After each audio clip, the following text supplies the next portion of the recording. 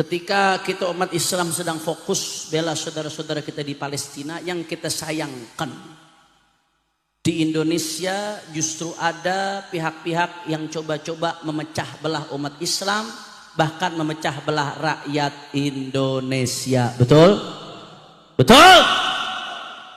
Bahkan kemarin saudara di akhir Ramadan, ketika para kiai lagi sibuk baca Quran, khatmul Quran, ngajak umat di mana-mana saudara. Para habaib lagi sibuk khatmul Quran dengan puluhan ribu umat di mana-mana. Itu di Jakarta, setiap malam-malam ganjil ada acara khatmul Quran di Maqamat. Itu yang hadir nggak kurang dari 50 ribu orang, saudara.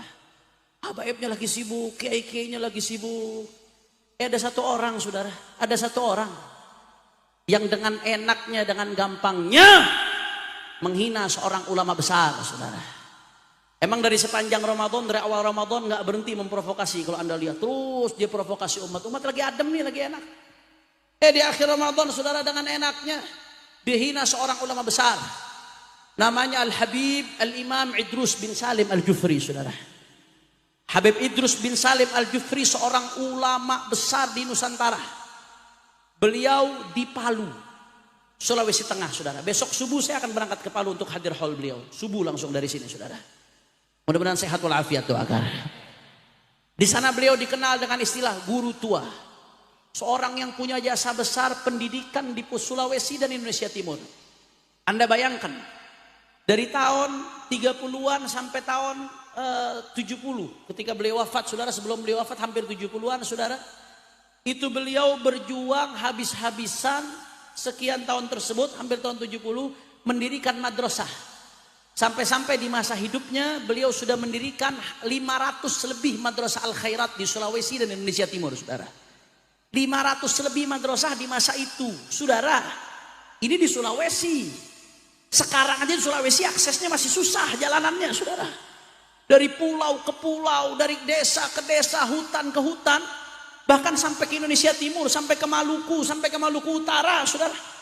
Bahkan itu Abnaul Khairat sampai ke Papua, luar biasa. Saking besarnya jasa beliau, sampai-sampai kalau kita berangkat ke Palu, saya ini besok terbang dari Juanda Surabaya, mendarat di Palu. Itu mendarat di Palu di bandara namanya Sis Al Khairat, bandara Mutiara Sis Al Khairat, Mutiara Sayyid Idrus Salim Al Jufri, saudara. Saking besarnya jasa beliau, seorang Habib Sayyid Idrus bin Salim Al Jufri, sampai-sampai nama bandara pakai nama beliau, saudara. Luar biasa. Dia cetak umat, dia cetak para pejuang. Bahkan ketika Indonesia merdeka, saudara, beliau tuliskan syairnya. Ditanamkan itu rasa kecintaan kepada nasionalisme kepada Indonesia untuk masyarakat Sulawesi. Dia tulis syair, salah satunya dukungan terhadap kemerdekaan. Beliau katakan, kullu ummatin laha ramzu izzin wa ramzu izzin al-hamra wal bayda'u. Setiap umat, setiap bangsa punya simbol kemuliaan, kata Habib Idrus bin Salim Al-Jufri, dan simbol kemuliaan kita adalah merah dan putih, saudara. Allahu Akbar, Allahu Akbar. Ini ulama besar. Anda kalau ke Sulawesi, sampai ke rumah-rumah orang itu hampir semuanya ada foto beliau, saudara. Di semua rumah, khususnya Sulawesi Tengah. Alumninya luar biasa. Bahkan sampai, mohon maaf, jangankan yang muslim, sampai yang non muslim, itu komunitas Kristen, komunitas Hindu, komunitas Buddha ikut memberikan rekomendasi beliau supaya jadi pahlawan nasional, saudara. Saking besarnya pengaruh beliau di Sulawesi. Kemarin di akhir Ramadan ada seorang yang ngaku cucu PKI, saudara. Ini orang dia sendiri yang ngaku cucu PKI, namanya Fuad Pleret, saudara, botak orangnya. Dia hina Sayyid Idrus Al-Jufri, bahkan dikatakan sebagai monyet, saudara. Saya mau tanya, kurang ajar atau tidak? Kurang ajar atau tidak? Kurang ajar atau tidak? Saudara, Sayyid Idrus dan ulama-ulama kita nggak akan pernah terhina dengan hinaan tersebut. Ibarat orang yang mau menyundul gunung batu mau diseruduk. Kira-kira kalau ada orang mau nyeruduk gunung batu, yang hancur kepalanya atau gunungnya? Kepalanya atau gunungnya? Tapi kalau kita tidak membela, kita diam, kita yang hina, saudara. Karena diam, bungkam terhadap kekasih Allah, ulama berjasa dihinakan. Masya Allah, bahkan gak sampai di situ, saudara. Ini sengaja, dia sengaja. Ini sengaja terencana memang selalu mengeluarkan ujaran-ujaran kebencian. Ingin mengkotak-kotakan dengan istilah pribumi lah dan lain sebagainya. Padahal saudara, itu dulu kerjaan Belanda. Yang menggunakan istilah pribumi untuk mengkotak-kotakan itu kerjaan Belanda. Anda bisa buka di referensi saudara, di berbagai literatur. Anda bisa lihat di Wikipedia. Belanda yang membuat tingkatan-tingkatan. Ada tingkatan kelas pertama, Belanda, Eropa dan lain sebagainya. Ada tingkatan warga kelas 2, Cina, India, Arab dan lain sebagainya. Ada tingkatan ketiga yang disebut oleh Belanda pribumi. Ini Belanda yang mengkotak-kotakan.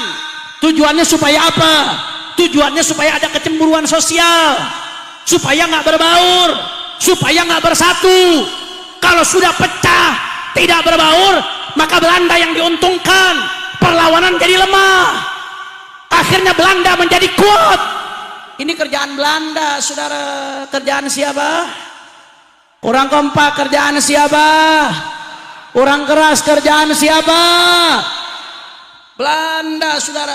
Begitu Indonesia merdeka, ada yang namanya Sumpah Pemuda.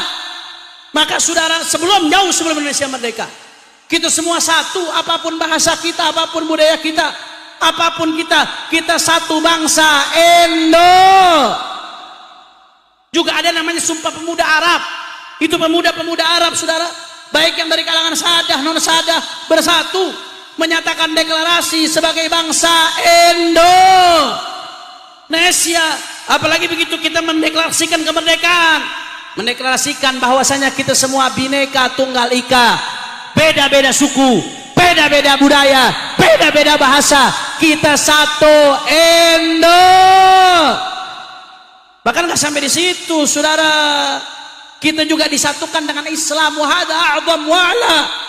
Beda suku, beda bahasa, beda budaya, nggak ada hubungan kekerabatan. Kita disatukan dengan satu Indo ya Islam. La ilaha illallah Muhammadur. Mau dipecah belah, mau diacak-acak, saudara. Diskriminasi, rasisme. Ini keji, ini biadab, saudara. Ini upaya-upaya jahat. Karena kalau habaib, kiai, umat Islam sudah ribut dengan isu-isu rasisme, saudara. Akhirnya apa yang terjadi? Yang diuntungkan bandar-bandar judi, saudara. Judi online makin merajalela di mana-mana, betul? Yang diuntungkan bandar narkoba, yang diuntungkan para koruptor, yang diuntungkan oligarki. Ribut, dibikin ribut urusan rasisme. Di Banten laut dipagerin, saudara.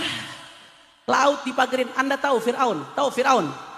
Sekejam-kejamnya Fir'aun nggak pernah magerin laut merah, saudara. Ini laut dipagerin, mau dirampok. Kalau sudah laut dipagar, saudara, ini soal kedaulatan. Kalau sudah mereka menguasai pantai sepanjang-panjangnya, seharusnya keluar masuk orang itu bisa lewat pelabuhan, bisa lewat bandara, itu bisa diawasi. Apa barang yang masuk, apa barang yang keluar, apakah ada senjata, apakah ada narkoba. Tapi kalau sudah pantai sepanjang-panjangnya dikuasai, saudara, siapa yang bisa mengawasi? Mereka nggak masukkan narkoba, mereka nggak masukkan senjata, mereka nggak masukkan apa-apa yang bisa merugikan umat. Siapa, saudara? Maka nggak main-main, saudara. Ini ada kerjaan di belakangnya, ada dalang di balik ini.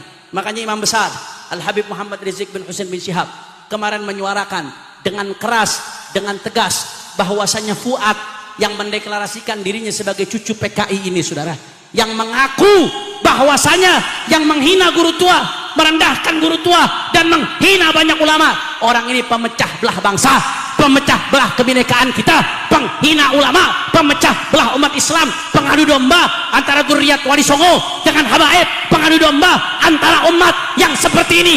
Wajib untuk ditangkap, wajib untuk dijebloskan ke penjara, saudara. Setuju? Setuju? Setuju?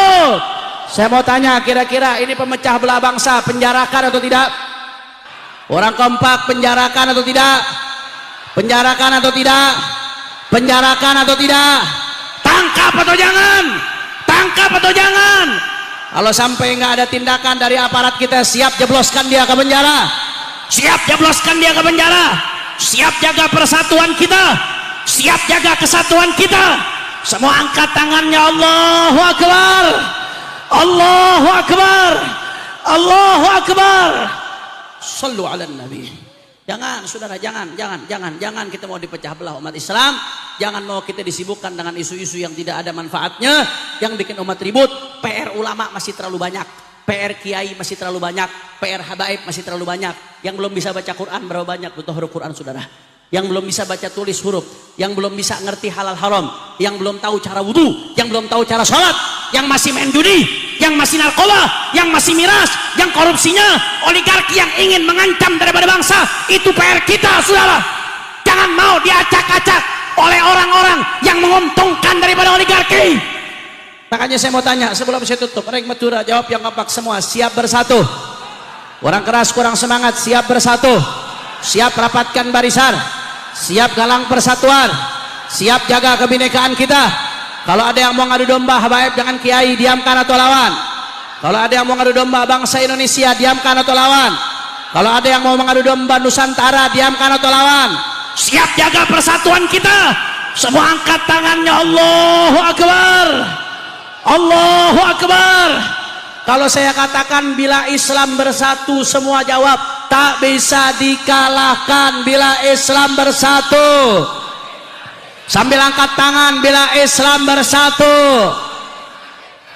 bila Islam bersatu, bila Islam bersatu, bila Islam bersatu, umat Islam bersatu, umat Islam, umat Islam, ormas Islam, habaib dan kiai, umat Islam, umat Islam siap bersatu, siap rapatkan barisan, siap jaga persatuan, siap seret Fuad ke penjara, siap seret penghina guru tua ke penjara. Takbir. Sallu ala nabi. Allahumma salli ala Muhammad.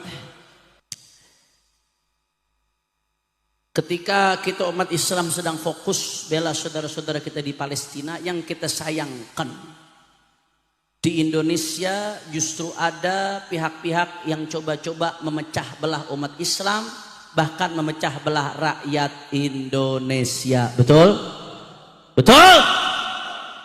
Bahkan kemarin saudara di akhir Ramadan, ketika para kiai lagi sibuk baca Quran, khatmul Quran, ngajak umat di mana-mana saudara. Para habaib lagi sibuk khatmul Quran dengan puluhan ribu umat di mana-mana. Itu di Jakarta, setiap malam-malam ganjil ada acara khatmul Quran di Maqamat. Itu yang hadir nggak kurang dari 50.000 orang, saudara. Habaibnya lagi sibuk, kiai-kiainya lagi sibuk. Ada satu orang, saudara. Ada satu orang yang dengan enaknya, dengan gampangnya menghina seorang ulama besar, saudara. Emang dari sepanjang Ramadan, dari awal Ramadan nggak berhenti memprovokasi. Kalau anda lihat terus dia provokasi umat lagi adem nih, lagi enak. Di akhir Ramadan saudara dengan enaknya dihina seorang ulama besar. Namanya Al-Habib Al-Imam Idrus bin Salim Al-Jufri, saudara. Habib Idrus bin Salim Al-Jufri seorang ulama besar di Nusantara. Beliau di Palu, Sulawesi Tengah, saudara. Besok subuh saya akan berangkat ke Palu untuk hadir haul beliau. Subuh langsung dari sini, saudara. Mudah-mudahan sehat walafiat, doakan. Di sana beliau dikenal dengan istilah guru tua. Seorang yang punya jasa besar pendidikan di Sulawesi dan Indonesia Timur. Anda bayangkan, dari tahun 30-an sampai tahun 70, ketika beliau wafat, saudara, sebelum beliau wafat hampir 70-an, saudara. Itu beliau berjuang habis-habisan sekian tahun tersebut, hampir tahun 70, mendirikan madrasah. Sampai-sampai di masa hidupnya beliau sudah mendirikan 500 lebih madrasah al-khairat di Sulawesi dan Indonesia Timur, saudara. 500 lebih madrasah di masa itu, saudara. Ini di Sulawesi. Sekarang aja di Sulawesi aksesnya masih susah jalanannya, saudara.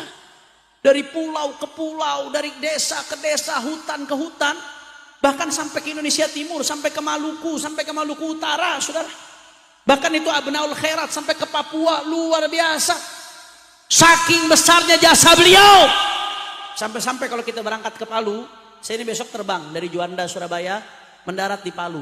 Itu mendarat di Palu di bandara namanya Sis Al Khairat. Bandara Mutiara Sis Al Khairat. Mutiara Sayyid Idrus Salim Al Jufri, saudara. Saking besarnya jasa beliau, seorang Habib Sayyid Idrus bin Salim Al Jufri sampai-sampai nama bandara pakai nama beliau, saudara. Luar biasa. Dia cetak umat, dia cetak para pejuang. Bahkan ketika Indonesia merdeka, saudara, beliau tuliskan syairnya. Ditanamkan itu rasa kecintaan kepada nasionalisme kepada Indonesia untuk masyarakat Sulawesi. Dia tulis syair, salah satunya dukungan terhadap kemerdekaan. Beliau katakan, kullu ummatin laha ramzu izzin wa ramzu izzin al-hamra wal bayda'u.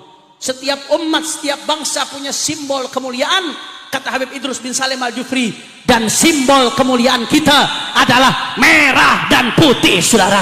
Allahu Akbar, Allahu Akbar. Ini ulama besar. Anda kalau ke Sulawesi, sampai ke rumah-rumah orang itu hampir semuanya ada foto beliau, saudara. Di semua rumah, khususnya Sulawesi Tengah. Alumninya luar biasa. Bahkan sampai, mohon maaf, jangankan yang muslim, sampai yang non muslim, itu komunitas Kristen, komunitas Hindu, komunitas Buddha ikut memberikan rekomendasi beliau supaya jadi pahlawan nasional, saudara. Saking besarnya pengaruh beliau di Sulawesi. Kemarin di akhir Ramadan ada seorang yang ngaku cucu PKI, saudara. Ini orang dia sendiri yang ngaku cucu PKI, namanya Fuad Pleret, saudara, botak orangnya. Dia hina Said Idrus Al-Jufri, bahkan dikatakan sebagai monyet, saudara. Saya mau tanya, kurang ajar atau tidak? Kurang ajar atau tidak? Kurang ajar atau tidak?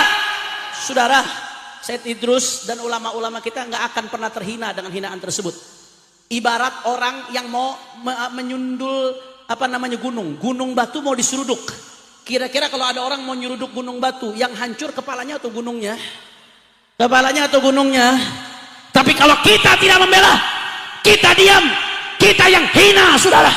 Karena diam, bungkam terhadap kekasih Allah, ulama berjasa dihinakan. Masya Allah, bahkan gak sampai di situ, saudara. Ini sengaja, dia sengaja. Ini sengaja terencana, memang selalu mengeluarkan ujaran-ujaran kebencian, ingin mengkotak-kotakan dengan istilah pribumi lah dan lain sebagainya. Padahal, saudara, itu dulu kerjaan Belanda. Yang menggunakan istilah pribumi untuk mengkotak-kotakan itu kerjaan Belanda. Anda bisa buka di referensi, saudara, di berbagai literatur. Anda bisa lihat di Wikipedia. Belanda yang membuat tingkatan-tingkatan.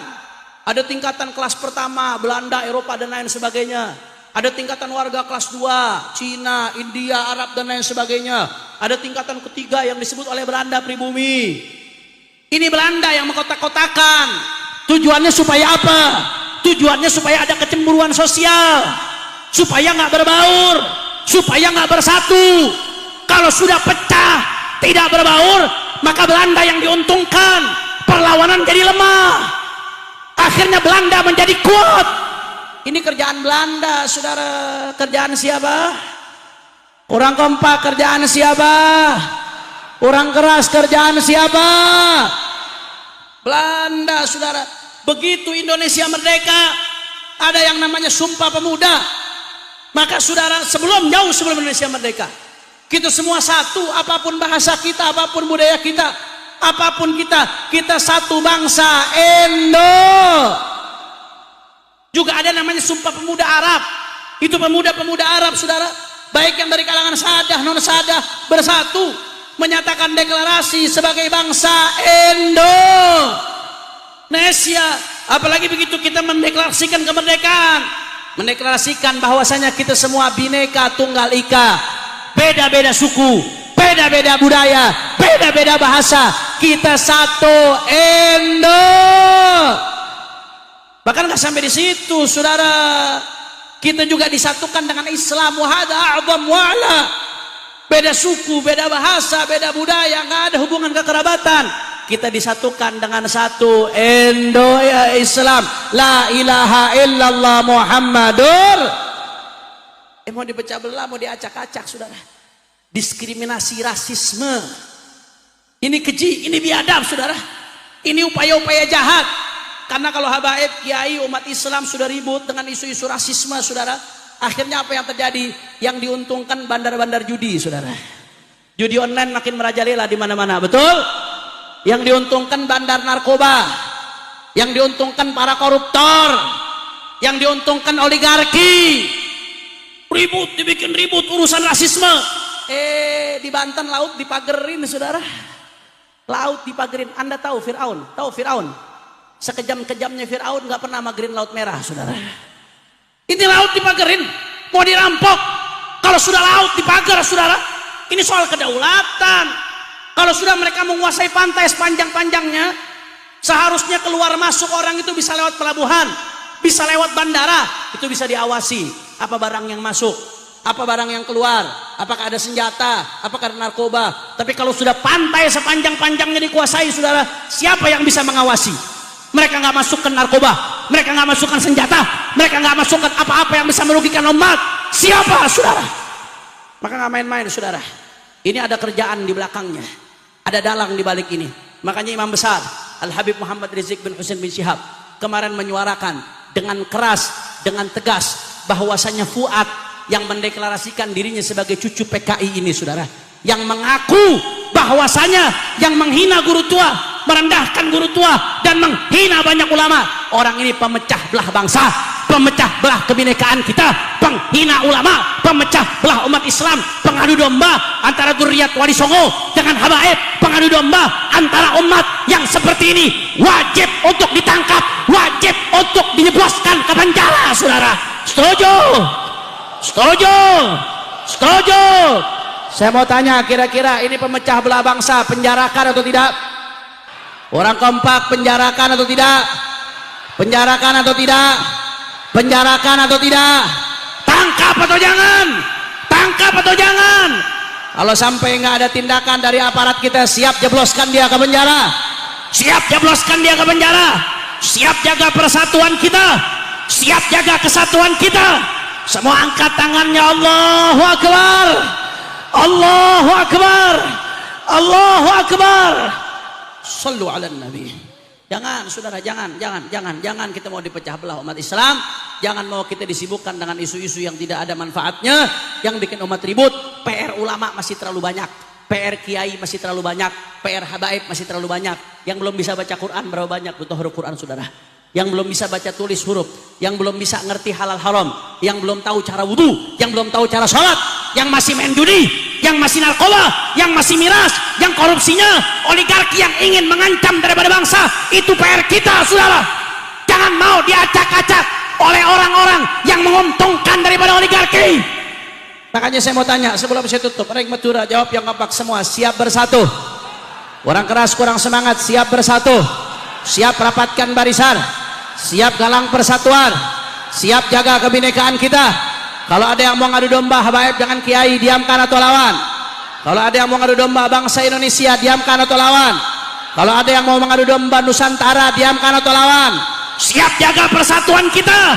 Semua angkat tangannya. Allahu Akbar, Allahu Akbar. Kalau saya katakan bila Islam bersatu, semua jawab tak bisa dikalahkan bila Islam bersatu. Sambil angkat tangan, bila Islam bersatu, bila Islam bersatu, bila Islam bersatu, bila Islam bersatu, umat Islam bersatu, umat Islam, umat Islam, ormas Islam, habaib dan kiai, umat Islam, umat Islam siap bersatu, siap rapatkan barisan, siap jaga persatuan, siap seret Fuad ke penjara, siap seret penghina guru tua ke penjara. Takbir. Sallu ala Nabi. Allahumma salli ala Muhammad.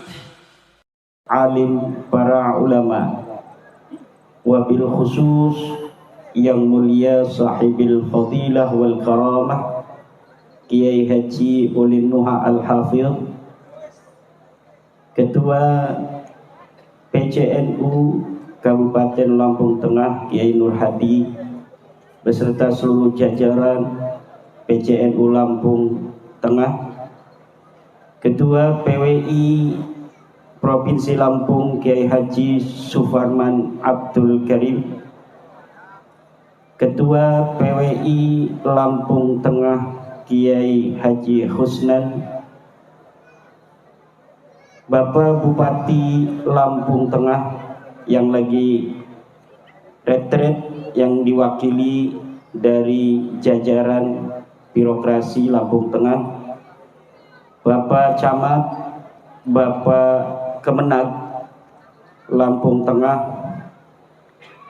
Bapak Kepala KUA juga hadir, Bapak Lurah, Kepala Desa, para bapak, para ibu, hadirin ma'asyiral muslimin rahimakumullah. Pada malam yang sangat indah ini, dalam rintik-rintik gerimis, Allah subhanahu wa ta'ala mentakdirkan kita untuk bersilaturahim, untuk melihat anak-anak kita dari Pondok Pesantren Al-Quran Darul Ulum dalam acara Akhirus Sanah. Kita berdoa anak-anak kita, santri-santri Pondok Pesantren Darul Ulum dijadikan oleh Allah minal awliya'il muqarrabin wal ulama'il amilin ar-rasikhin al-abidin az-zahidin al-mujahidin al-tahirin, dan dijadikan oleh Allah min ahlil Quran. Amin. Mbah Yai Ulin ini mengajarkan tahfidz Al-Quran, sanadnya muttasil ila Rasulillahi Muhammadin sallallahu alaihi wa alihi wasallam melalui Mbah Munawir Krapyak, salah satu sanad Al-Quran di Nusantara. Tidak banyak para ulama yang mempunyai sanad Al-Quran.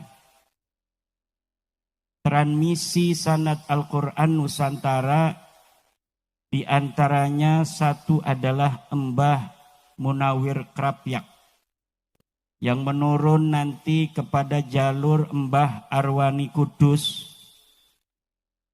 Kemudian ke Kiai Ulin ini melalui Ki Bisri Saleh. Ada lagi selain jalur Kiai Munawir adalah jalur Banten dari Kiai Saleh Makmun. Melalui Kiai Makmun langsung ke Mekah Al-Mukarramah.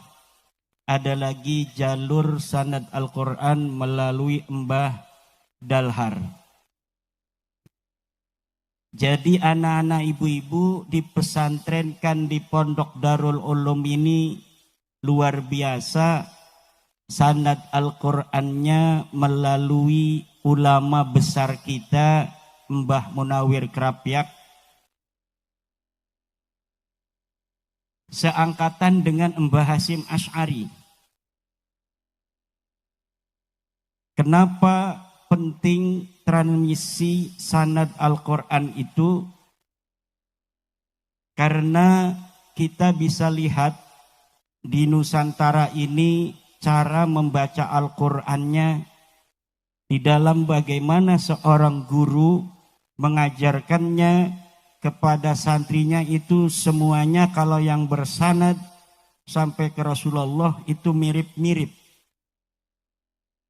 Kalau melalui pondok-pondok pesantren Nahdlatul Ulama, cara mengajarkan Al-Qur'annya, cara bacanya, makharijnya dan lain sebagainya itu mutasyabihan ba'duhum ba'dan.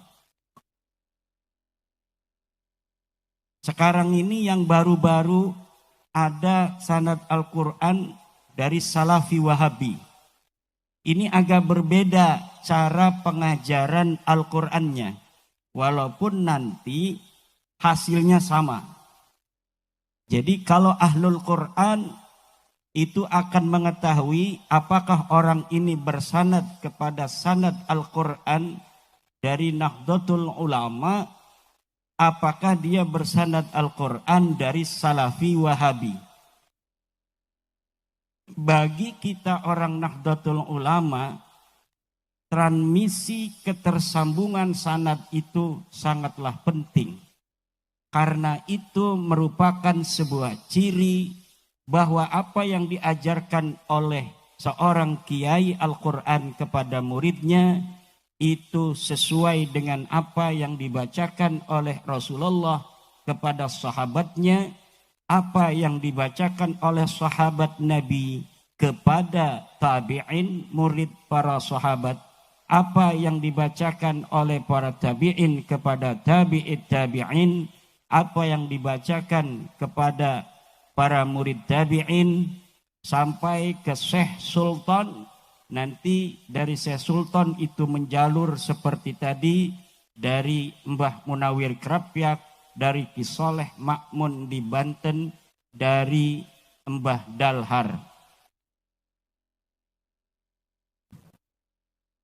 Di Nusantara ini jangan salah ibu-ibu, banyak ulama ahli Quran yang mengarang dan mengajarkan qiraat sab'ah.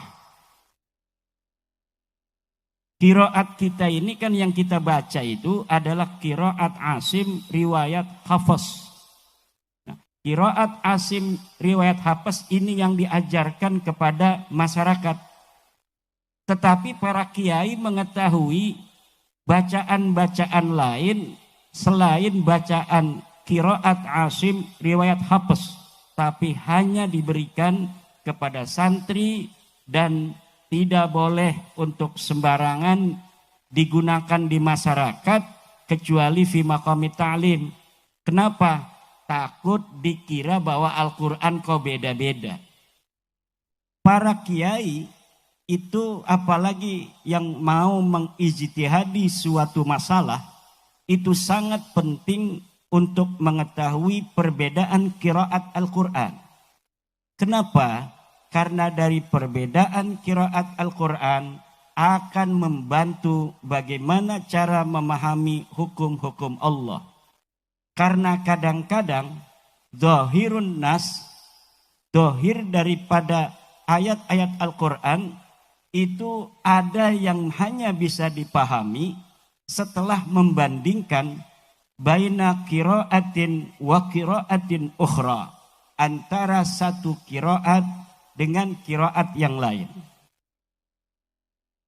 Dari perbedaan qiraat inilah kemudian lafaz-lafaz yang sulit untuk dipahami itu kemudian bisa dipahami dengan mudah.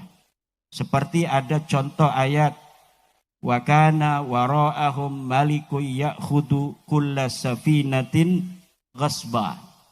Ini untuk memahaminya agak sulit para ulama. Tetapi kemudian dibantu oleh qiraat Ibni Abbas radhiyallahu anhu yang membaca wa kana amamahum malikun ya'khudhu kulla safinatin salihatin ghasba.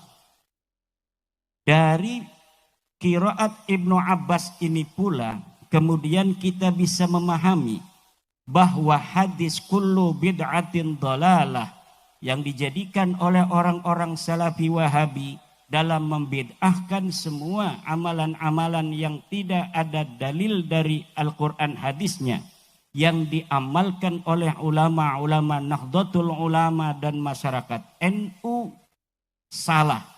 Jadi Wahabi karena kekurangan daripada literasi qiraat sab'ah, akhirnya mereka menganggap bahwa setiap sesuatu yang tidak ada dalilnya dari Al-Quran dan tidak ada dalilnya dari Al-Hadis itu kemudian dianggap itu semuanya adalah bid'ah.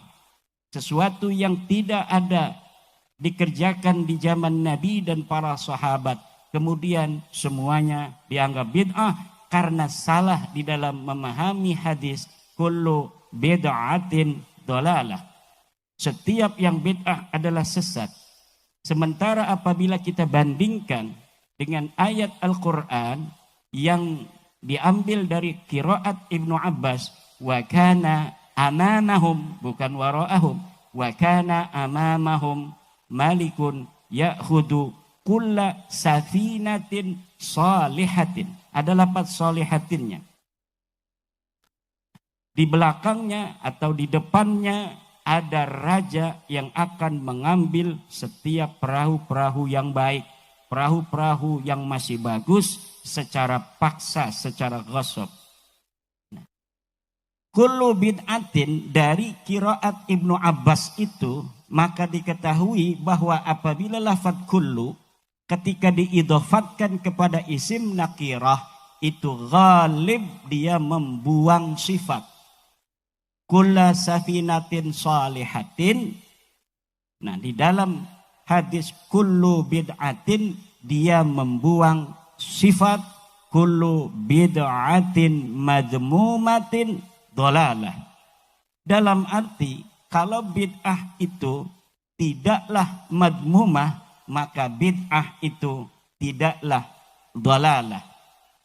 Sangat sempit para salafi wahabi memahami agama, sehingga sesuatu yang tidak dikerjakan Nabi itu semuanya dianggap bid'ah.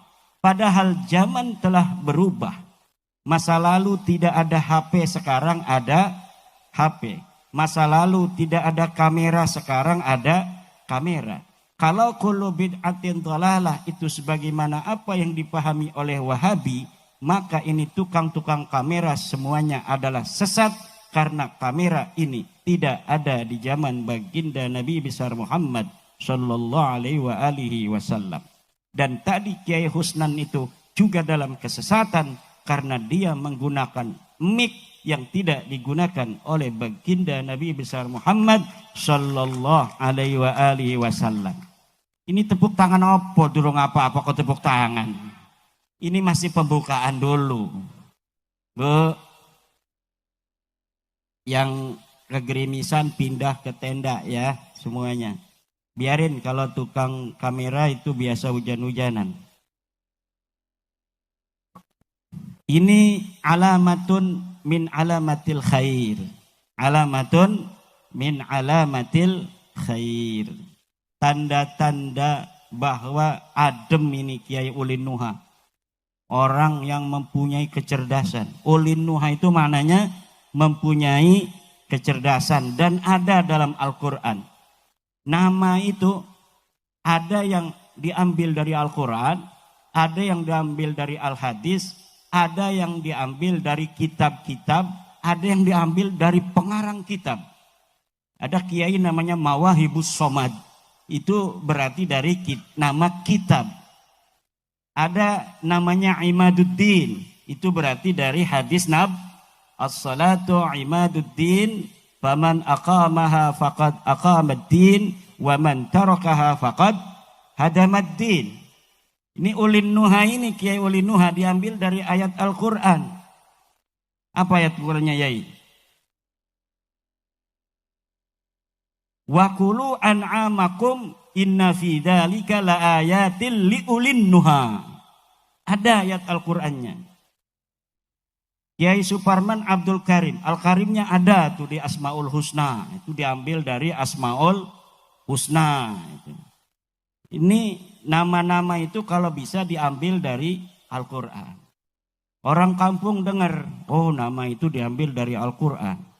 Dinamain nama anaknya An-Nisa, perempuan. Mantep, namanya siapa? An-Nisa. Dengar ini tetangganya. Wah, kalau begitu saya Al-Baqarah aja. Nama anaknya Al-Baqarah. Wah, katanya kalau saya nama yang lainnya ngasih nama dari ayat Al-Quran. Anak pertama Alhamdulillahi Rabbil Alamin. Siapa namanya? Alhamdulillahi Rabbil Alamin. Anak kedua Ar-Rahmanir Rahim. Anak ketiga Malik Yaumiddin, sampai waladhdallin ada semua 7 ayat. Jadi ketika manggil cukup manggil Al-Fatihah. Datang semua anak-anaknya itu. Bapak Ibu hadirin ma'asyiral muslimin rahimakumullah. Adanya pondok pesantren seperti Darul Ulum. Dar itu adalah maknanya mahallus sukna atau mahallus sukni, tempat menetap. Ulum itu artinya ilmu. Jadi Darul Ulum adalah tempat menetapnya ilmu Allah Subhanahu wa ta'ala. Karena kemuliaan manusia itu di sisi Allah Subhanahu wa ta'ala adalah berdasarkan takwa, dan ketinggian pangkat di dalam Islam adalah berdasarkan ilmu. Inna akramakum indallahi asqakum. Sesungguhnya orang yang paling mulia di antara kalian bukan dia yang paling banyak hartanya, bukan dia yang paling mewah mobilnya, tetapi atqakum, orang yang paling takwa di antara kalian. Yang tinggi pangkatnya di sisi Allah, di sisi agama Islam, bukanlah dia yang jadi ketua PWI Lampung Tengah, tetapi dia yang mempunyai ilmu. Yarfa'illahu alladhina amanu minkum walladhina utu dan orang-orang yang diberikan ilmu. Kenapa pakainya utu ketika Allah Subhanahu wa ta'ala menerangkan tentang derajat agar orang berilmu tidak sombong dengan ilmunya? Utu itu adalah fi'il madhi majhul yang artinya diberikan ilmu. Tapi ketika Allah bicara tentang orang alim, bukan dalam maqam derajat, maka Allah menggunakannya ulul ilmi, orang yang mempunyai ilmu. Syahidallahu annahu la ilaha illahu wal malaikatu wa ulul ilmi. Tidak menggunakan alladzina utul ilma, tapi menggunakannya ulul ilmi, orang-orang yang mempunyai ilmu. Kenapa? Karena itu bicara tentang kualitas, bukan bicara tentang darajah. Ketika bicara tentang darajah, Allah menggunakannya utul ilma, orang yang dikasih ilmu, agar orang berilmu tidak sombong dengan ilmunya. Sementara ajaran-ajaran lain selain ajaran Al-Quran, ajaran Al-Hadis tidak dibenarkan dalam ajaran Islam. Seperti jika ada orang yang mengatakan bahwa kemuliaan seseorang ditentukan oleh keturunannya. Siapa orang yang keturunan orang besar, maka dia orang yang paling mulia. Ini bukan ajaran Islam. Dalam Islam kemuliaan seseorang tidak dilihat dari siapa dia dilahirkan, tapi apa kualitas dia dalam kehidupan. Kemuliaan seseorang tidak dilihat dari siapa dia bapaknya, tapi dilihat dari seberapa besar takwanya kepada Allah Subhanahu wa ta'ala. Setiap ajaran yang berbeda dengan itu wajib ditolak dan tidak boleh diterima, karena tidak ada sumber dari ajaran Islam, dari ajaran Allah Subhanahu wa ta'ala. Orang yang mengaku dirinya keturunan Nabi misalnya, yang asli sekalipun, dia tidaklah lebih mulia dari yang lainnya, kecuali dia telah membuktikan kualitas dia dalam kehidupan dari sisi ilmunya dan bagaimana akhlaknya dalam berinteraksi dengan sesamanya. Itu yang asli. Apalagi yang palsu. Orang ngaku turunan Nabi tapi palsu. Saya ibu-ibu telah meneliti secara ilmiah bagaimana pengakuan-pengakuan orang yang selama ini mengaku sebagai keturunan baginda Nabi. Setelah diteliti secara ilmu sejarah, ilmu nasab, ternyata mereka bukan hanya bukan keturunan Nabi, tapi ternyata mereka bukan orang Arab acan. Dilihat dari ilmu nasab tidak nyambung. Dilihat dari ilmu sejarah fiktif. Nama-nama yang disebutkan sebagai luhur mereka ternyata adalah orang-orang yang tidak ada orangnya. jejodok-jejodok sawah. Disebutkan nama-namanya, tetapi kemudian tidak ada dilihat dari kesejarahan yang ditulis oleh ulama dari mulai abad ke-5, ke-6, ke-7, ke-8, ke-9.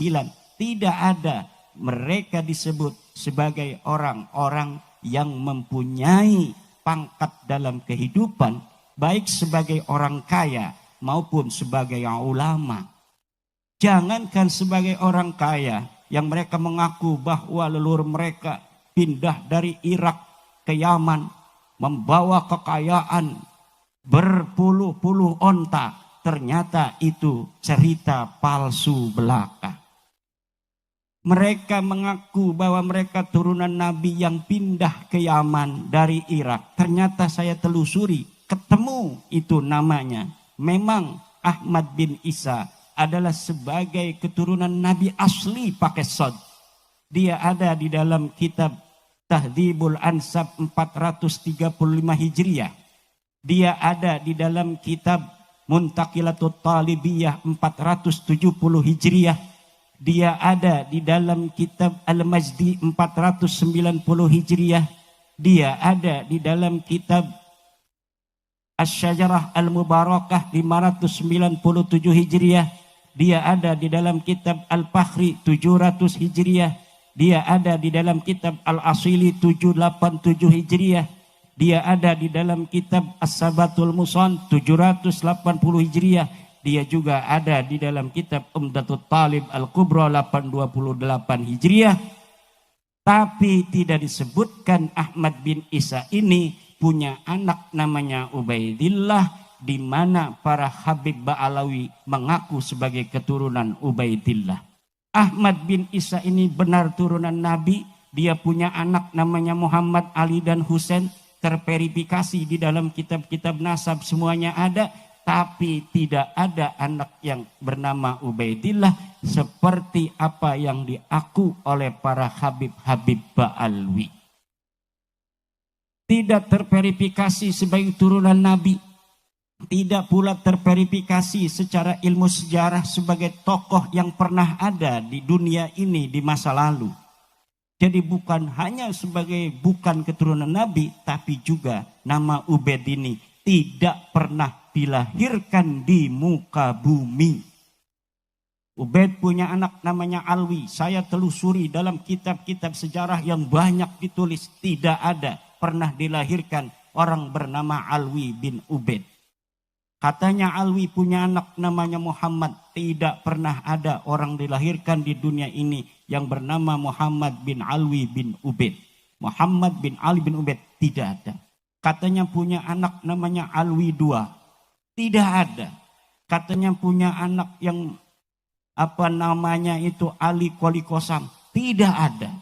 Diceritakan di abad 9 Hijriah oleh seorang Ba'alawi namanya Ali As-Sakran. Katanya dia kalau tasyahud salam pada Rasulullah, Assalamualaikum ya Rasulullah, selalu mengulang-ulang sampai kemudian Rasulullah itu menjawab salamnya. Ternyata diverifikasi nama itu bukan nama Ali Qoli Qasam, leluhurnya Habib Ba'alawi. Ini yang saya teliti secara ilmiah dan sampai sekarang tidak ada jawaban untuk bagaimana mereka bisa membuktikan di abad di mana Ahmad bin Isa itu ada, yaitu 345 Hijriah. Apakah ada yang menyatakan bahwa Ahmad bin Isa punya anak namanya Ubaid? Mereka tidak bisa jawab. Katanya pindah dari Irak ke Yaman. Mana kitab yang menyebutkan sebelum abad ke-9? Di mana mereka mengaku di abad 9 itu sebagai turunan Nabi. Sebelumnya mana kitab satu saja kitab nasab yang menyatakan mereka turunan Nabi? Tidak ada. Padahal kitab nasab banyak ditulis di sepanjang tahun antara 345 sampai 895 Hijriyah.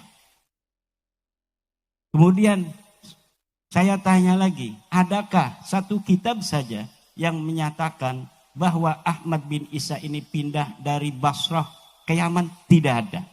Saya dapat membuktikan bahwa Ahmad bin Isa ini ada di kota Madinah. di satu kampung namanya Kampung Surya, di mana Kampung Surya ini adalah salah satu kampung di Madinah Al-Munawwarah yang menjadi basis seluruh keturunan baginda Nabi. Ahmad bin Isa ada di situ 243 Hijriyah. Dan tidak ada keterangan bahwa beliau pernah pindah ke Basrah atau dari Basrah pindah ke Yaman. Tidak ada. Dia orang Madinah, ada di Madinah. Wafatnya tidak disebutkan di dalam kitab Al-Ghaibah karangan At-Tusi di abad ke-5. Tetapi mengenai dia tidak punya anak namanya Ubaid, itu telah menjadi konsensus seluruh para penulis kitab-kitab nasab. Tidak ada Ahmad bin Isa alaihi salam mempunyai anak namanya Ubaidillah. Tidak ada orang namanya Ubaidillah ini pernah ada di Yaman. Kitab-kitab Yaman sudah ada. Tabaqat Fuqaha il-Yaman, Tabaqat Sulaha il-Yaman, Tarikh al-Yafi'i, Tarikh as-Suluk. Tidak ada yang nyebut nama orang, nama Faqih Muqaddam. Tidak ada. Katanya wali mi'rajnya 70 kali. Tidak ada. Kalau Syekh Abdul Qadir Al-Jailani disebutkan sebagai seorang waliullah, itu ada di dalam kitab-kitab yang di mana dia lahir, dia hidup, itu ada ulama-ulama lain yang mencatat keberadaannya.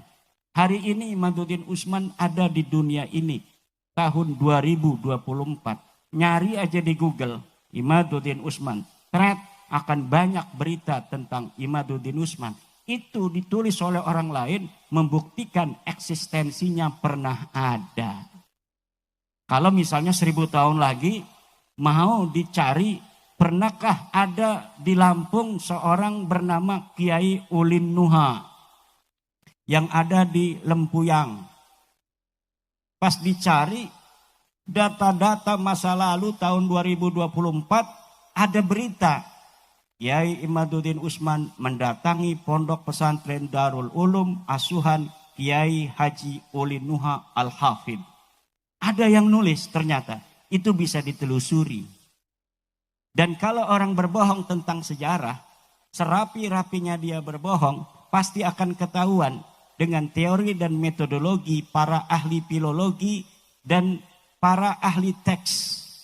Jadi cara untuk mengungkap kepalsuan sejarah itu bisa ditelusuri dengan metodologi studi teks dan studi intertekstualitas. Contohnya begini, ada orang nyalon bupati, dia punya ijazah Madrasah Aliyah Darul Ulum 2024. Nyalonnya ini 2070 misalnya atau 2050. Dicurigai ijazahnya palsu, aliyah dari Darul Ulumnya. Kenapa dicurigai palsu? Karena ada data dari Kementerian Agama lulusan-lulusan Darul Ulum tahun 2024 dan tidak ada namanya. Ini membuktikan ijazah yang dikeluarkan itu yang dia jadikan syarat sebagai calon bupati adalah ijazah palsu. Kalau dia belum menerima juga bisa ditelusuri dengan nama-nama yang ada di Kemenag itu, diparanin satu-satu, ditanyain, punya temen enggak ini calon bupati? Enggak ada. Itu berarti menunjukkan ijazahnya adalah ijazah palsu. Atau ngaku-ngaku sebagai pengurus PCNU Lampung Tengah. Dia ngaku mau jadi menteri agama, dipanggil sama presiden. Bapak, saya mau angkat sebagai menteri agama, tapi harus ada syaratnya apa? Pernah menjadi pengurus PCNU. Oh ada, saya pengurus PCNU di Lampung Tengah. Dia bikin itu SK yang dari pusat PBNU, dia cantumin namanya dengan menghapus satu nama lainnya. Bagaimana cara mengetahui bahwa dia SK-nya palsu? Dengan teori metodologi intertekstualitas, yaitu muqabalatun nusakh, dengan membandingkan SK yang satu dengan SK yang lain yang dimiliki dalam tahun yang sama. Tentu misalnya Kiai Nur Hadi sebagai ketua PCNU yang mendapat SK dari PBNU 2024 kan ada nama-nama di bawahnya. Dibandingkan misalnya calon bupatinya namanya Samlawi, ketua PCNU Kiai Haji Nur Hadi, terus ada nama-namanya. Dia nyelipin sebagai wakil bendahara PCNU Lampung Tengah tahun 2024. Pas dilihat punya Kiai Nur Hadi, tidak ada nama Samlawi ini sebagai wakil bendahara. Kemudian sekretarisnya Kiai Nur Hadi yang sekarang juga hadir sebagai bendahara atau wakil sekretaris PCNU. Ditanya, mana SK kamu tahun 2024? Ini SK saya. Dilihat lagi bener nggak ada nama Samlawi.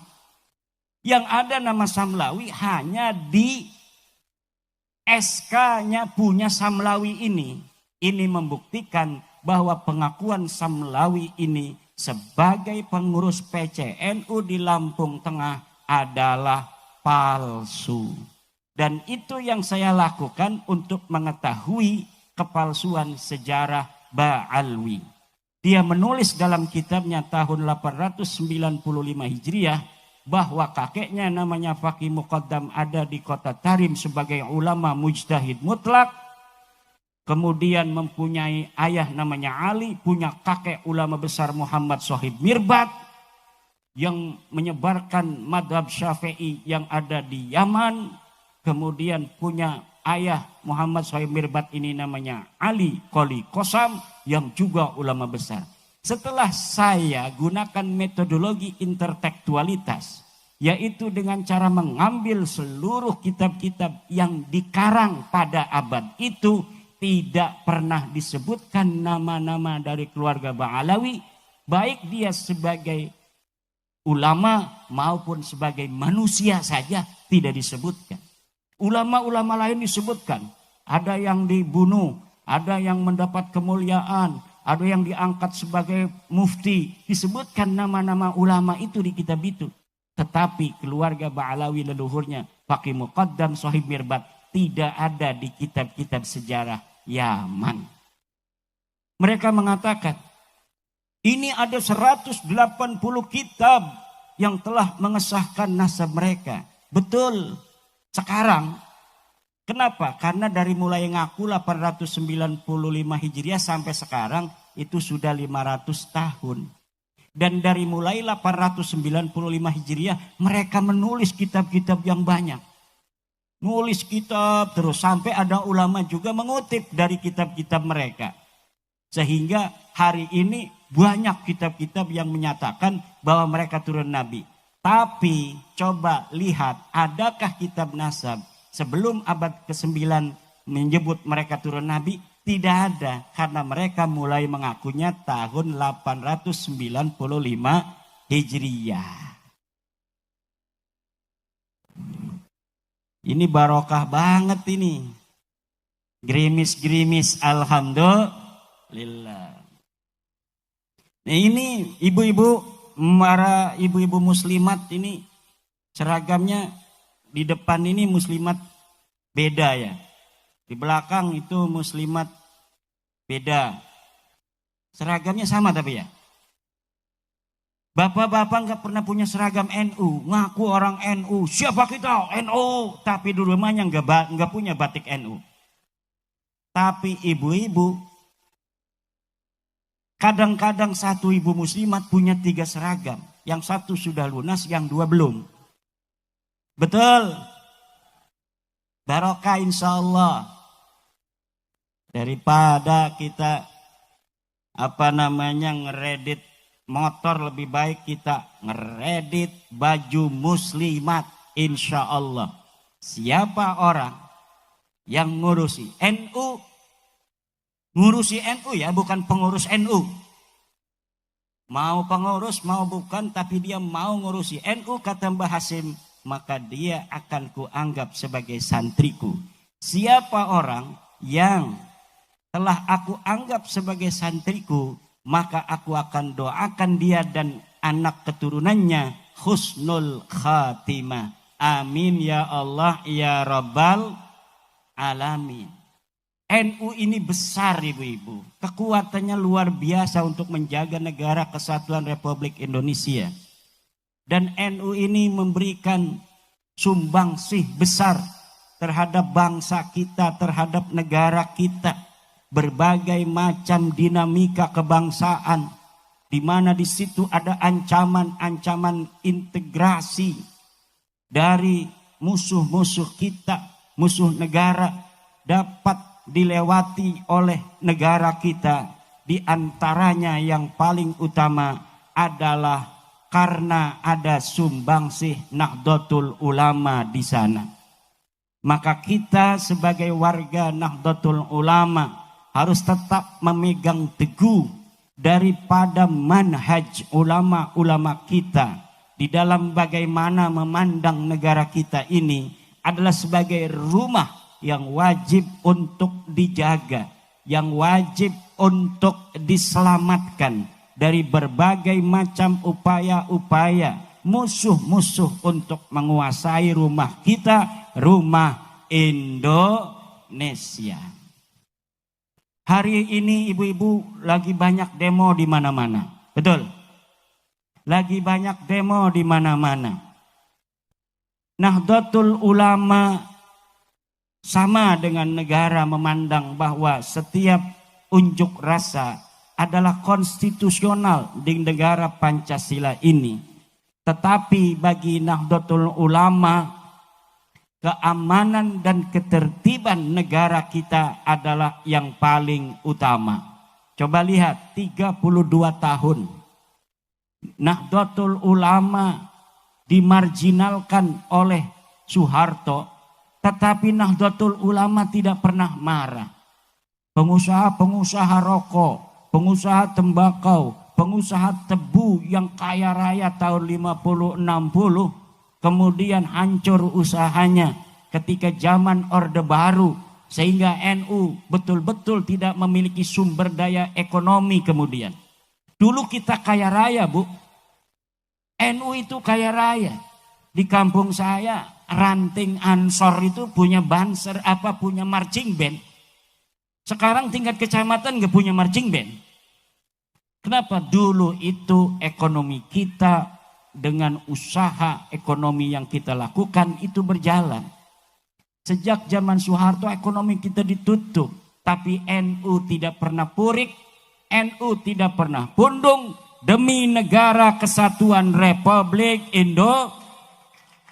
Bahkan tahun 1984 NU lah ormas Islam pertama yang menyatakan menerima Pancasila sebagai ajas tunggal di negara kita Indonesia ini.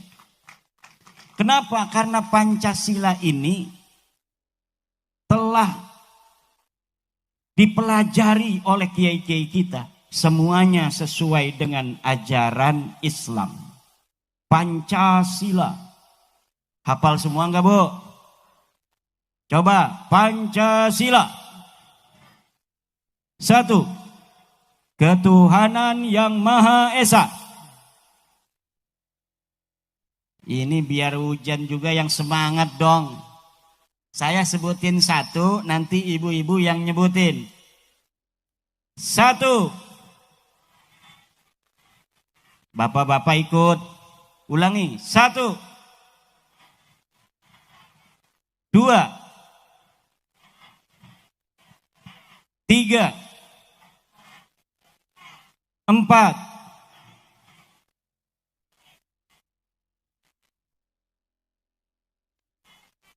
5.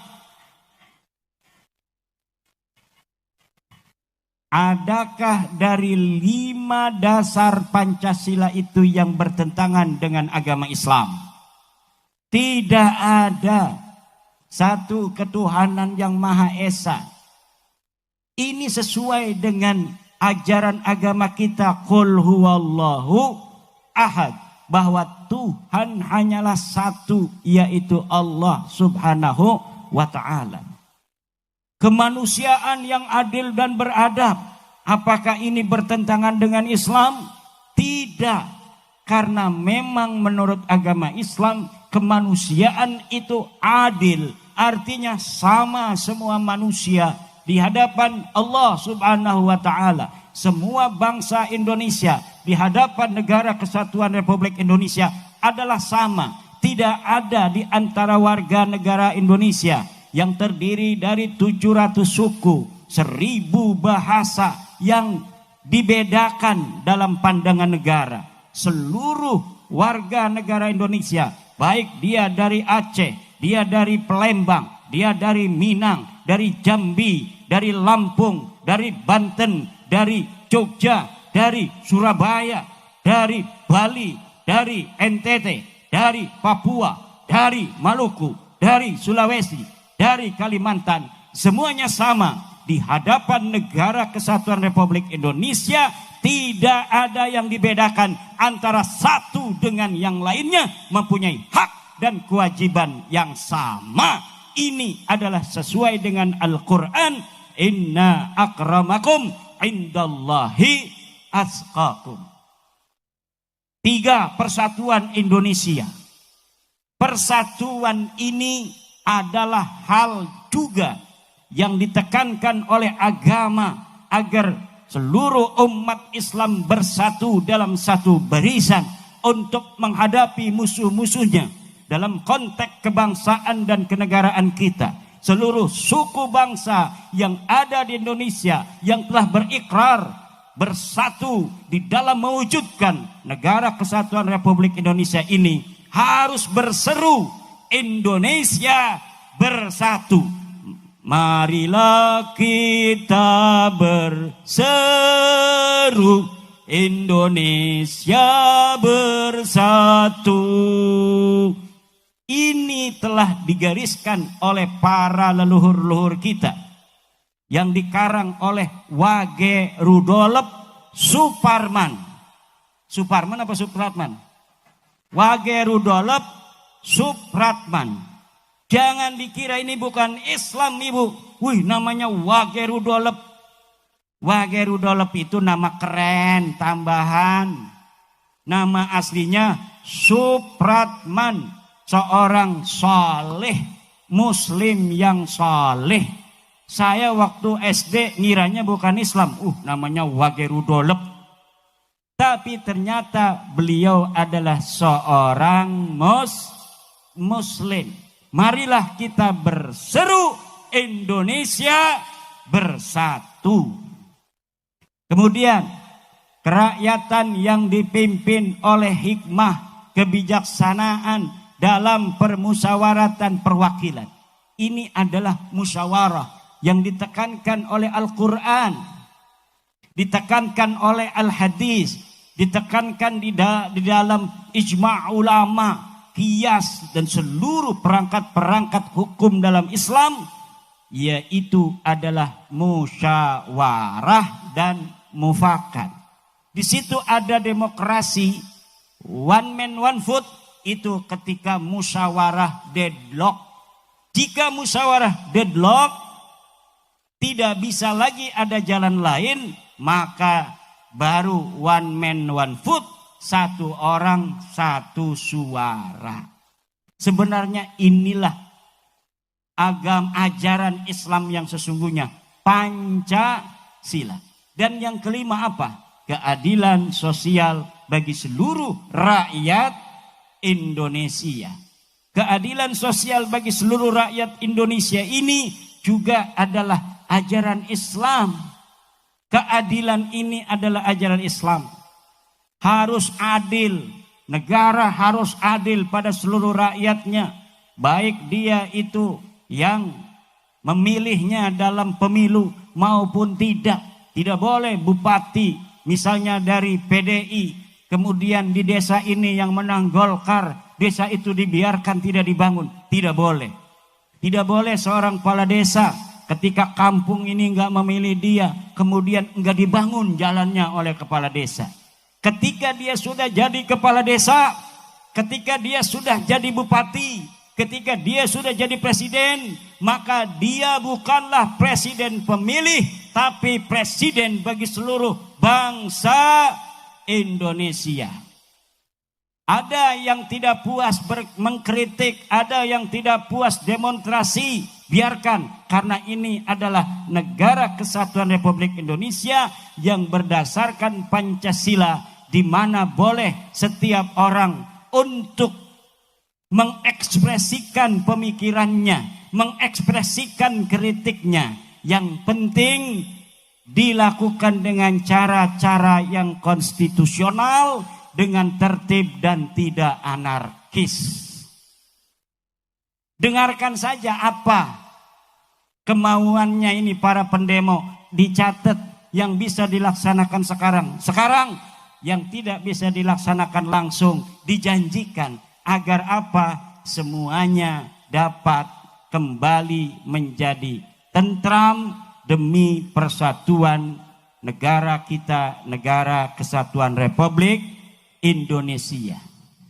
Tidak ada sesuatu yang tidak bisa dibicarakan, tidak ada sesuatu yang tidak bisa diselesaikan dengan musyawarah. Semuanya bisa.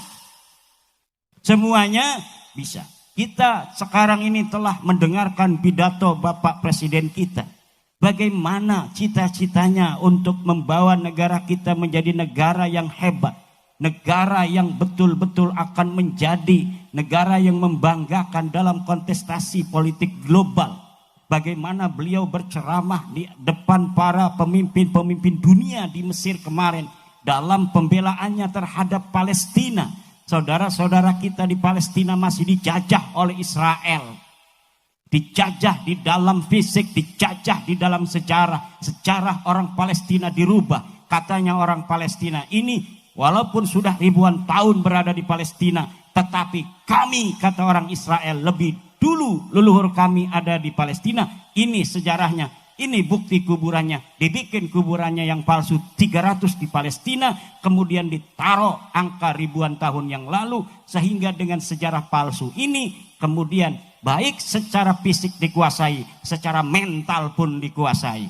Karena pemalsuan makam itu adalah salah satu metodologi bagaimana makam di suatu kampung itu dibikin dengan angka yang tua, untuk kemudian ada orang yang hari ini mengaku sebagai keturunannya, agar orang-orang kampung itu dapat dikuasai dari kesejarahan yang diawali dengan pembuatan makam palsu.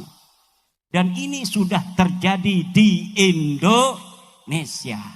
PWI yang lahir dari rahim Nahdlatul Ulama siap untuk berjuang untuk mengakhiri segala kezaliman orang-orang yang ingin merubah sejarah bangsa kita, sejarah negara kita, yang katanya tanggal 17 Agustus 1945 bukan ditentukan oleh para kiai, bukan ditentukan oleh putra-putri Indonesia, tapi ditentukan oleh seorang Khabib. Bahwa yang bikin Pancasila lambang Garuda itu seorang Khabib. Bahwa Insinyur Soekarno punya gurunya Khabib. Bahwa Syekh Hasyim Asy'ari punya gurunya Khabib. Bahwa pendiri Nahdlatul Ulama adalah Khabib. Yang anehnya Khabib yang satu ngomong pendiri NU Khabib Habib Qasim, yang satunya ngomong Habib yang lainnya lagi. Jadi mereka satu marga dengan marga lainnya saling rebutan Nahdlatul Ulama. Sedangkan yang kita tahu bahwa Nahdlatul Ulama didirikan oleh Mbah Hasyim Asy'ari berdasarkan perintah dari gurunya Mbah Khalil Bangkalan, dan Mbah Khalil Bangkalan ini adalah murid kinasi dan sahabat setia daripada Syekh Nawawi At-Tanara Al-Bantani dan Syekh Mahfud At-Turmusi Tremas. Semuanya putra putri Indonesia. Ini tugasnya berat Kiai Husnan, jangan selawatan aja. Ini coba lihat kanan kiri, ada enggak makam-makam palsu ini di Lempuyang, di Lampung Tengah? Kalau ada, jangan main pukul aja, jangan main ratakan. Kayak teman-teman kita di Madiun, baru dilantik hari ini, besok 6 makam hancur. Katanya itu makam palsu. Tapi dirapatkan dulu, tanya sama orang sekampung, ini Bapak Ketua Kampung, Kasun, Kepala Dusun, apakah tahu ini makam siapa? Katanya namanya Habib Soleh. Betul nggak zaman dulu ini ada namanya Habib Soleh yang pernah tinggal di sini? Kata kepala kampung, enggak ada. Kapan ini ada makam? Baru 2 bulan yang lalu. Sebelumnya enggak ada makam, enggak ada. Katanya ini dapat dari mimpi. Dari Kabib yang ada di plat G di sana. Yang katanya ini adalah makam waliullah Habib Anu bin Anu. Oh begitu, berarti ini jelas palsu. Kecuali dulu ada Kabib di sini. Kerja di kebun sawit misalnya ada Kabib kemudian meninggal. Kalau itu berarti kuburan asli, enggak ada masalah kalau begitu. Wong dulunya ada penduduk yang namanya Habib Soleh di sini sebagai tukang kelapa sawit, berarti orang benar. Tapi kadang-kadang yang dulunya tukang kelapa sawit pas 50 tahun setelah kematiannya ini dibikinin kubah, dianggap al-wali as-salih, kutub ar-rabbani, Habib Soleh. Padahal dulunya tukang kelapa sawit. Kayak kemarin kejadian di Pekalongan, tukang delman jadi waliullah. Ada tukang delman masih ada cucunya. Cucunya juga kemudian dipanggil Habib. Padahal dia asli dari Pekalongan apa Pemalang itu saya lupa, ada di YouTube itu. Di Pemalang, dia seorang delman, tukang delman, meninggal. Kemudian ada seorang Habib mengatakan dia adalah waliullah. Dan dia seorang Habib katanya. Akhirnya cucunya ini jadi Habib. Nah kemarin ketika sudah ada PWI ini ditelusuri kesejarahannya. Kemudian cucunya pun mengakui bahwa memang ini dapat seorang Habib. Dan tidak ada sebuah riwayat pun yang menyatakan keluarganya seorang Ba'lawi. Ini yang terjadi dan kita memohon kepada aparatur pemerintah juga untuk ikut berpartisipasi dalam menjaga leluhur kita. Kalau kita melihat hari ini sih mungkin belum begitu berarti. Kenapa? Karena mereka malu-malu untuk mengatakannya di hadapan publik. Tetapi ketika dibiarkan 100 tahun lagi kemudian menjadi sebuah pengetahuan umum bahwa di sini ada makam Habib Soleh di Kampung Lempuyang, Lampung Tengah, maka ini kemudian menjadi kebenaran mutlak. Karena sudah berjalan 100 tahun tidak ada yang menginterupsi. Akhirnya diyakini sebagai kebenaran dan nanti kesejarahan orang Lempuyang ini kemudian menjadi hilang, yang ada sejarah palsu dari makam palsu itu, yang orangnya pun tidak ada, namanya pun dulu tidak ada. Dibikinlah kesejarahan yang pertama kali datang ke Kampung Lempuyang di Lampung Tengah adalah Al-Habib Saleh Marga bin Yahya misalnya. Kemudian dikaranglah cerita-ceritanya. Dia datang dengan membawa manggar kelapa sawit dari langit, kemudian dia jatuh di situ dan mendirikan kampung yang sekarang namanya Kampung Lempuyang. Bisa begitu. Kalau tidak diinterupsi, nanti lama-kelamaan dianggap sebuah kebenaran. Dan inilah yang terjadi di beberapa daerah, di beberapa negara, terutama di Palestina, yang kesejarahannya kemudian direbut oleh Israel yang mengaku sebagai keturunan Nabi Yakub. Ternyata pas tes DNA di Israel itu hanya 10% orang yang betul-betul keturunan Nabi Yakub. 90%-nya itu bukan keturunan Nabi Yakub. Ada yang berhaplogrupnya J1 10%, orang yang mengaku keturunan Nabi Yakub itu yang benar. Yang J1 ini sama dengan keturunan Nabi Muhammad hari ini. Keturunan Nabi Muhammad hari ini sama dengan keturunan Yahudi asli. Kenapa? Karena kakeknya satu, yaitu Nabi Ibrahim alaihis salam. Jadi turunan Yahudi asli, turunan Nabi Ibrahim, Nabi Yakub itu haplogrupnya J1.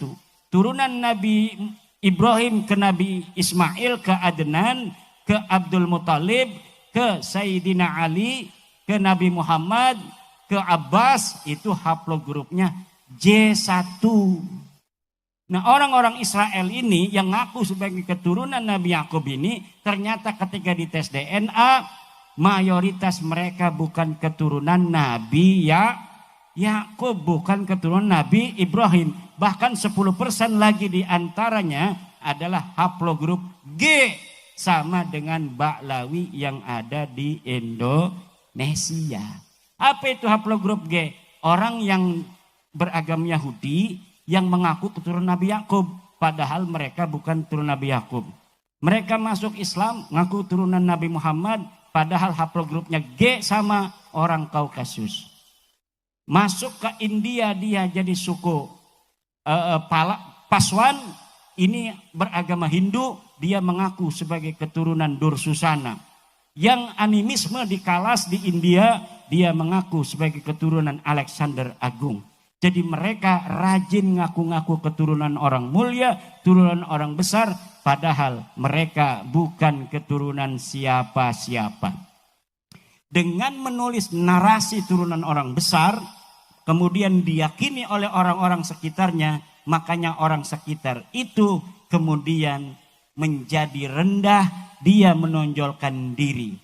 Nah, ini yang harus cerdas kita sebagai bangsa Nusantara yang merupakan keturunan para raja-raja besar di masa lalu.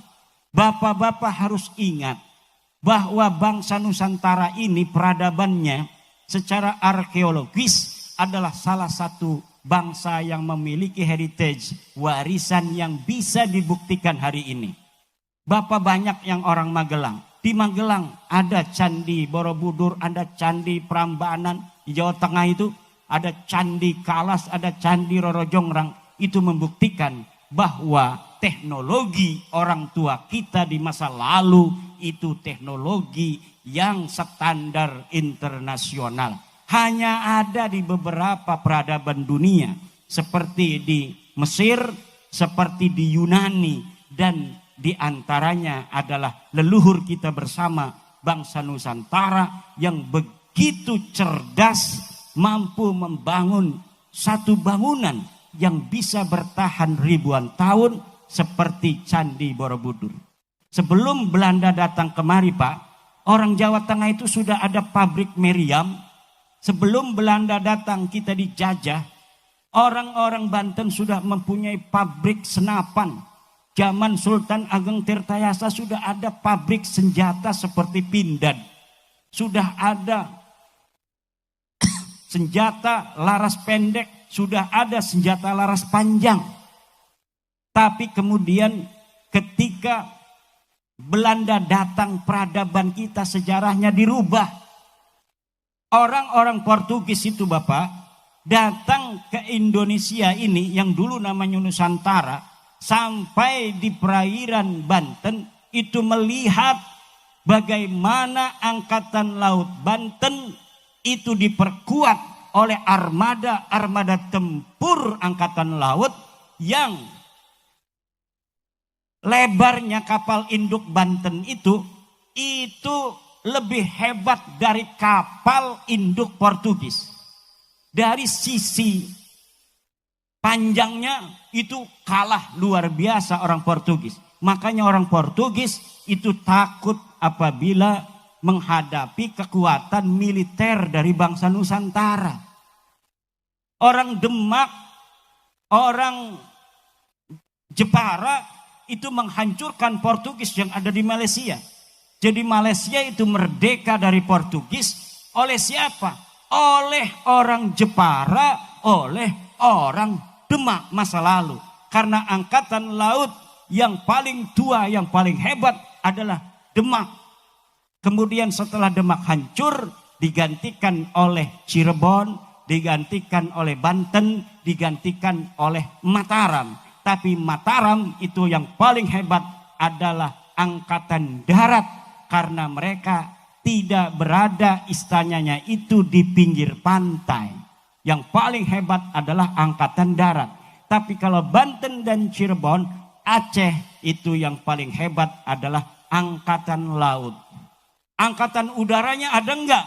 Tidak ada. Karena zaman dulu belum ditemukan teknologi kapal terbang.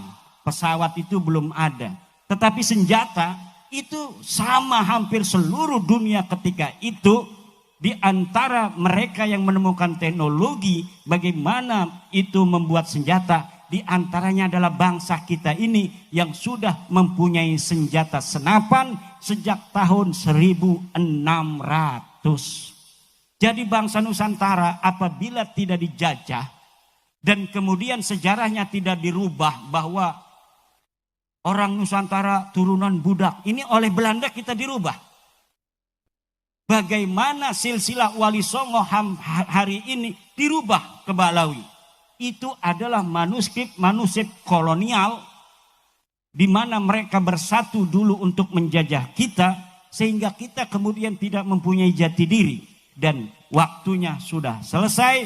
Hari ini lahir dari rahim Nahdlatul Ulama para pendekar-pendekar perjuangan Wali Songo Indonesia yang akan bersama menjaga kesejarahan leluhur kita bersama seluruh para bangsa Nusantara dari berbagai macam suku dan berbagai macam agama, khususnya adalah pengasuh-pengasuh pondok pesantren di seluruh Nusantara.